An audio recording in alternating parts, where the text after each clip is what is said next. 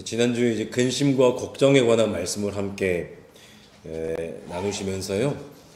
그 공중의 새에 관한 말씀을 이제 주님께서 하셨는데, 이제 어제는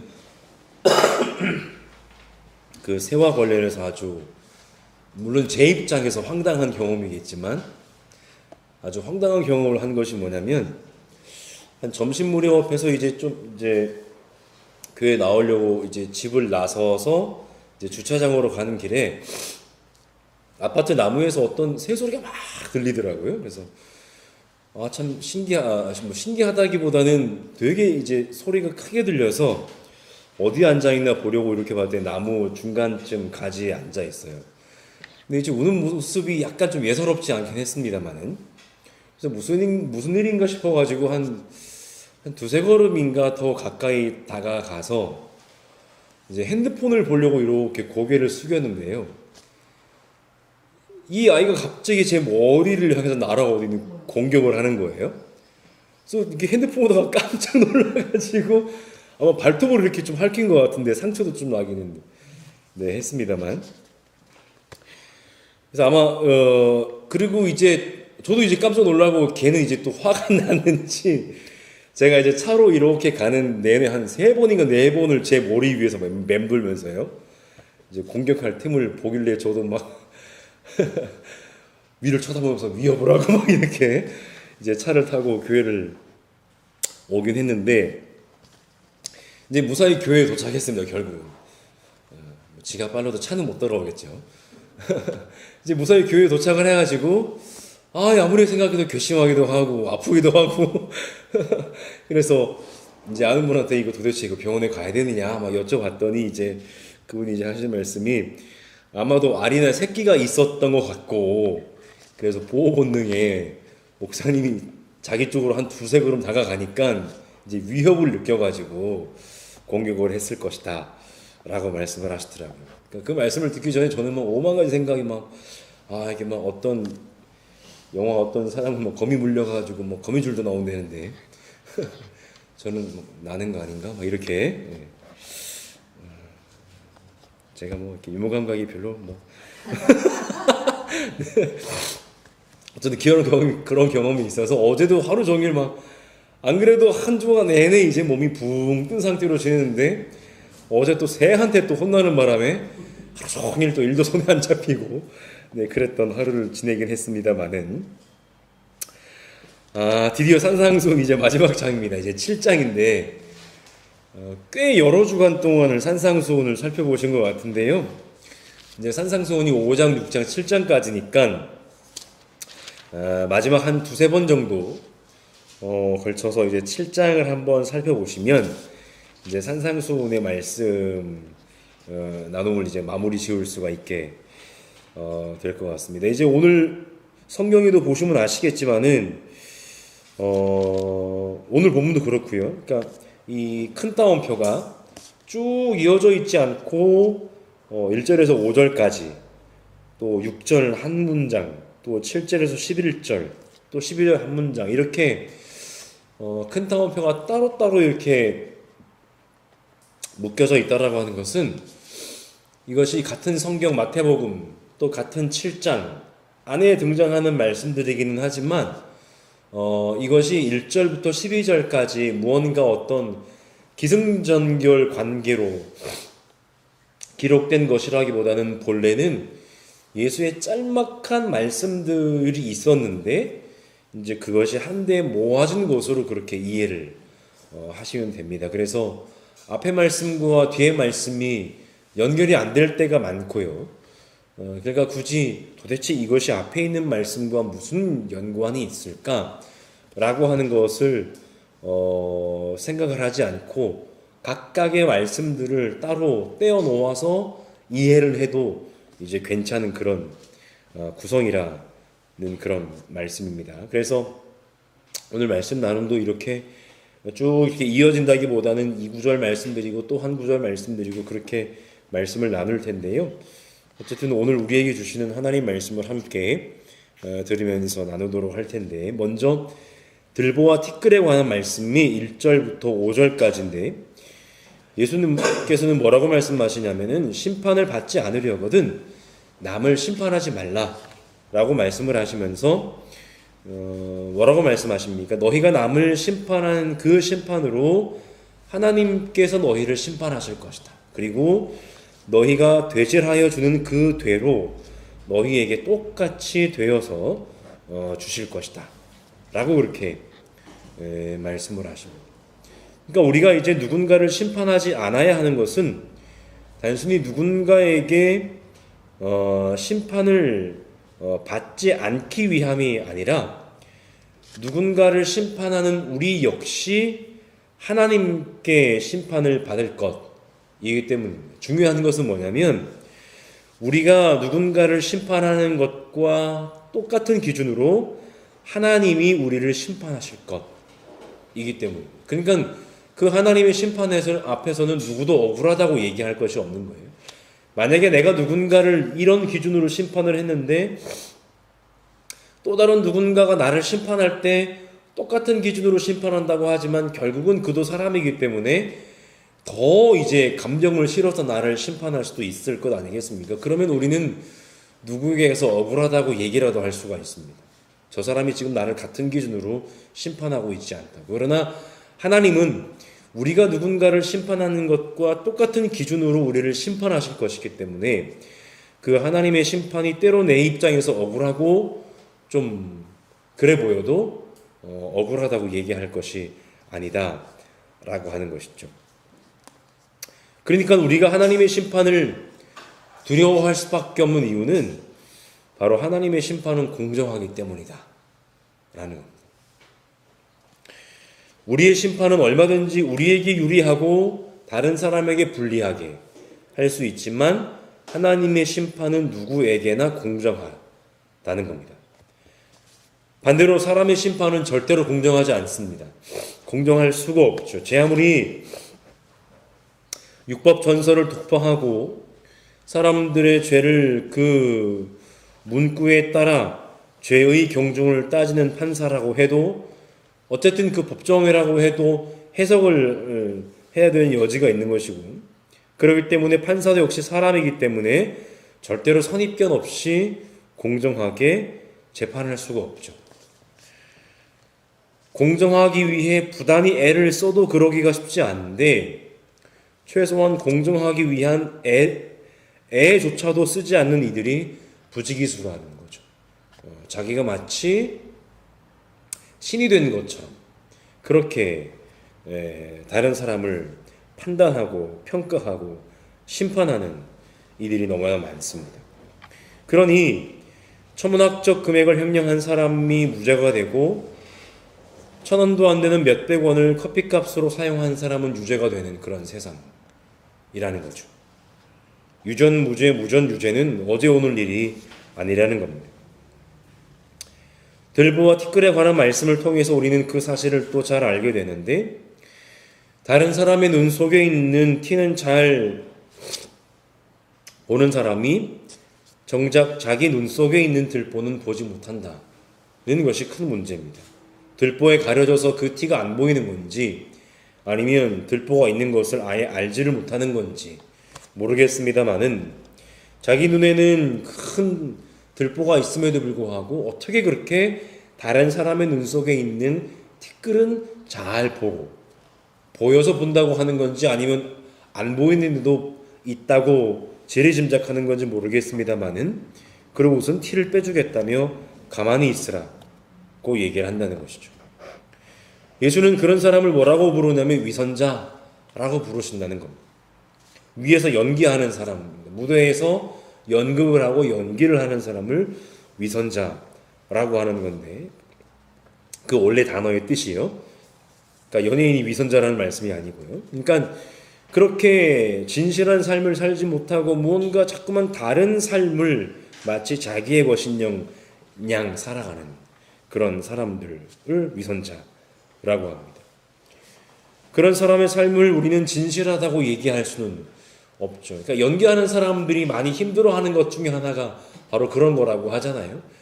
나와 연기하는 내가 이 다른 이 거리감 사이에서 오는 이 스트레스가 사실은 상당하다고 하는데 그렇다라고 하는 거죠. 진실하게 알지 않는 사람은 그 눈 속에 있는 들보 때문에 다른 사람의 눈 속에 티끌이 잘 보이기나 할까 싶습니다만, 어쨌든 예수의 말씀에 의하면 자기 눈 속에서 먼저 들보를 빼내어야 눈이 잘 보이게 될 것이고 다른 사람의 눈 속에 있는 티를 빼주든지 할 것인데, 눈에 들보를 가지고 있는 위선자는 그러지 않는다는 게 사실은 가장 큰 문제라는 겁니다. 그리고 6절은 해석하기가 아주 난해한 구절이라고 하는데요.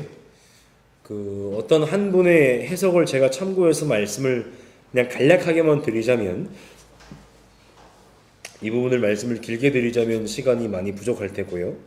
6절에 나오는 이 개와 돼지는 그 당시 그 팔레스타인 지방의 평민들의 삶을 힘들게 하고 괴롭게 하던 사람들을 상징하는데, 이 개는 당시 예루살렘 성전 종교의 제사장, 사제들을 상징한답니다. 그리고 돼지는 사실은 유대 율법에 의하면 돼지는 부정한 짐승이거든요.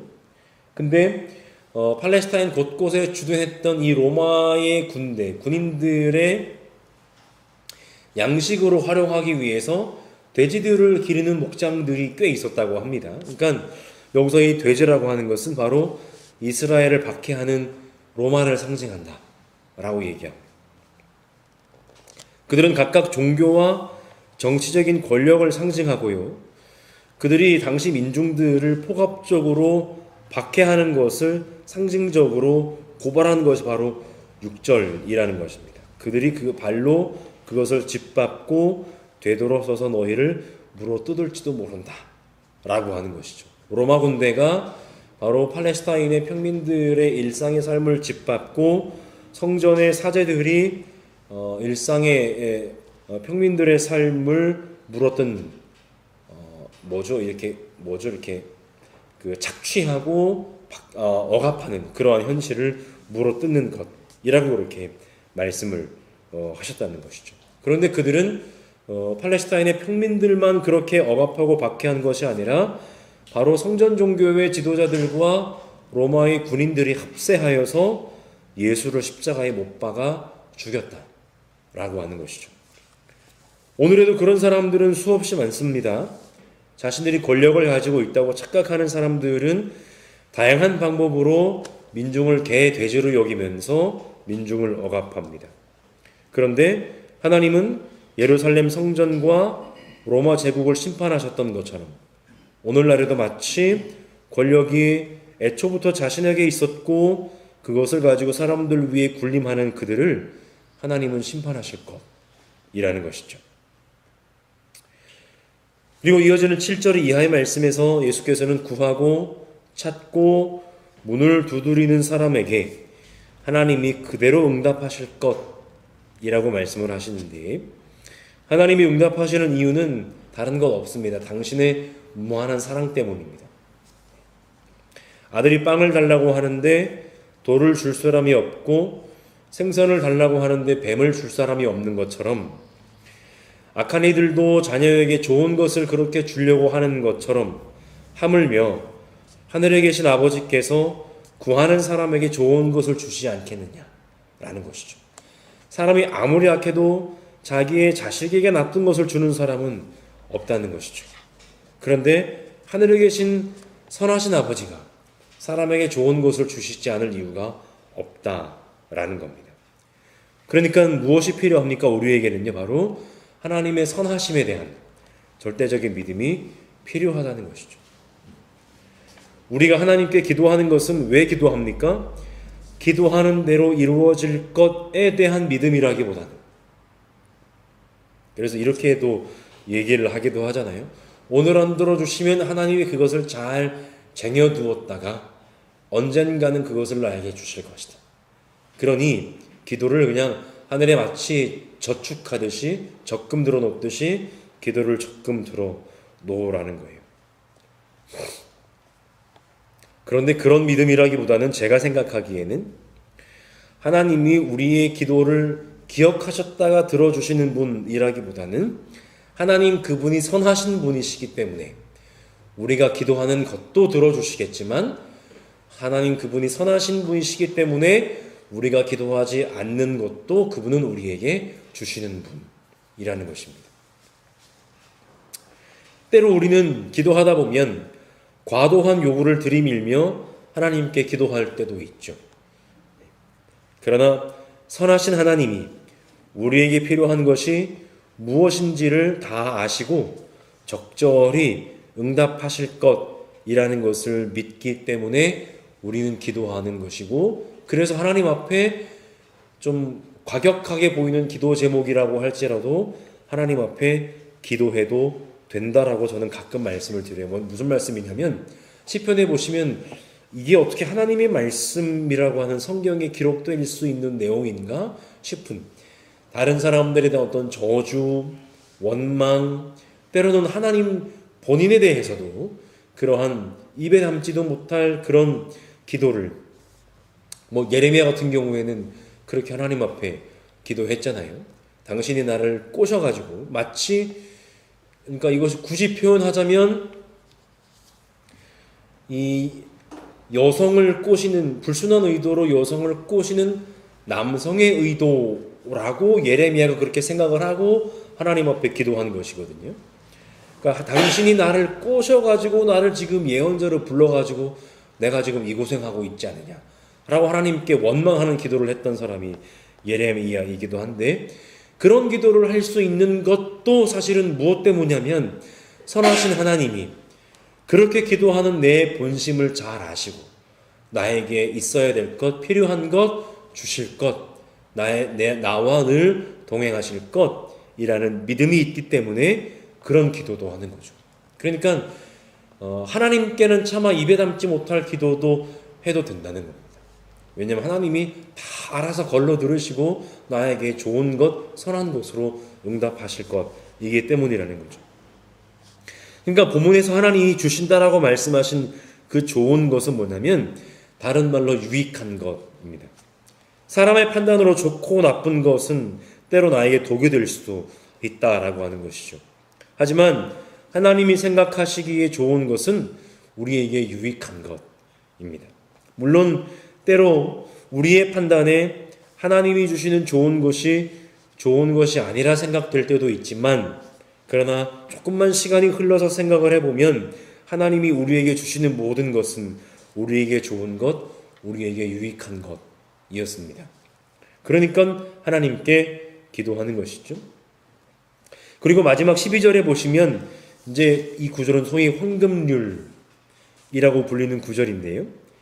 그러므로 너희는 무엇이든지 남에게 대접을 받고자 하는 대로 너희도 남을 대접하여라. 이것이 율법과 예언서의 본뜻이다 라고 말씀을 하십니다.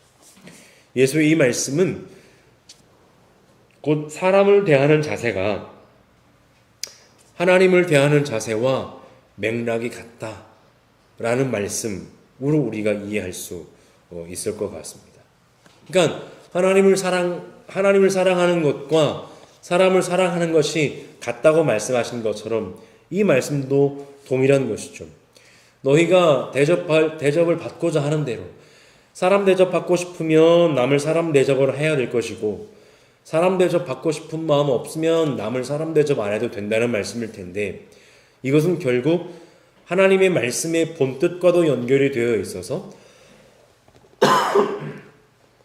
다른 사람을 사람답게 대접하는 사람은 하나님의 말씀의 뜻을 잘 지키며 살아가는 사람이고, 그렇지 않은 사람은 하나님의 말씀을 따라서 살지 않는 사람이다 라고 하는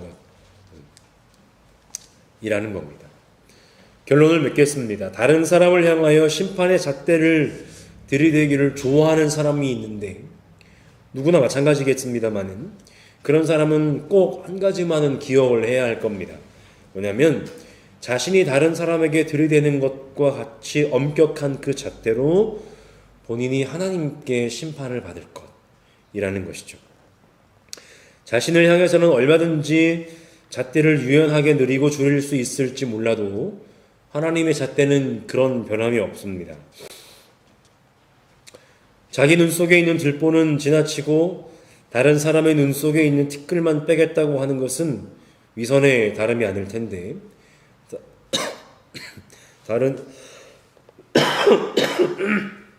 죄송합니다. 다른 이들을 대하는 그 모습 그대로 본인도 대접을 받을 것입니다. 당시에 종교나 정치 권력을 가지고 있었던 성전의 사제들과 로마 제국의 모습이 그러했다라고 하는 것이죠. 그런데 하나님은 예루살렘 성전의 파괴와 로마 제국의 멸망을 통해 세상에 영원한 권력은 없음을 분명히 보여주셨고, 자신들에게 주어진 힘과 권력으로 세상에 봉사하고 다른 이들의 유익을 위해 살지 않는 오늘날의 권력자들을 하나님은 분명히 심판하실 것입니다. 그들이 심판자를 자처한다면 하나님은 더 큰 심판자로 그들을 지켜보시고 계십니다. 하지만 하나님은 구하고 찾고 두드리는 이들의 기도를 들으시는데, 자녀에게 좋은 것을 줄 아는 부모처럼 하늘에 계신 아버지는 구하는 모든 사람에게 좋을 뿐만 아니라 유익한 것, 필요한 것을 주시는데, 물론 그것은 당장의 사람의 판단으로 헤아려질 수 있는 것이 아니라 하나님의 판단으로 좋은 것, 유익한 것을 주시는 분이라는 겁니다. 그런 하나님을 믿는 사람들이 그리스도인들이라고 한다면, 오늘 우리가 위로는 하나님을 사랑함과 동시에 옆으로는 우리의 이웃들을 어떻게 대하는지, 우리의 삶의 자세에 따라 내가 하나님의 말씀의 본뜻을 잘 실천하며 살고 있는지, 아니면 내가 하나님 말씀과 전혀 상관없는 삶을 살아가는 사람인지 판가름 될 텐데, 우리가 늘 하나님 말씀의 본뜻을 따라 살아갈 수 있는 귀한 믿음의 백성들이 될 수 있기를 간절히 소망합니다. 아멘.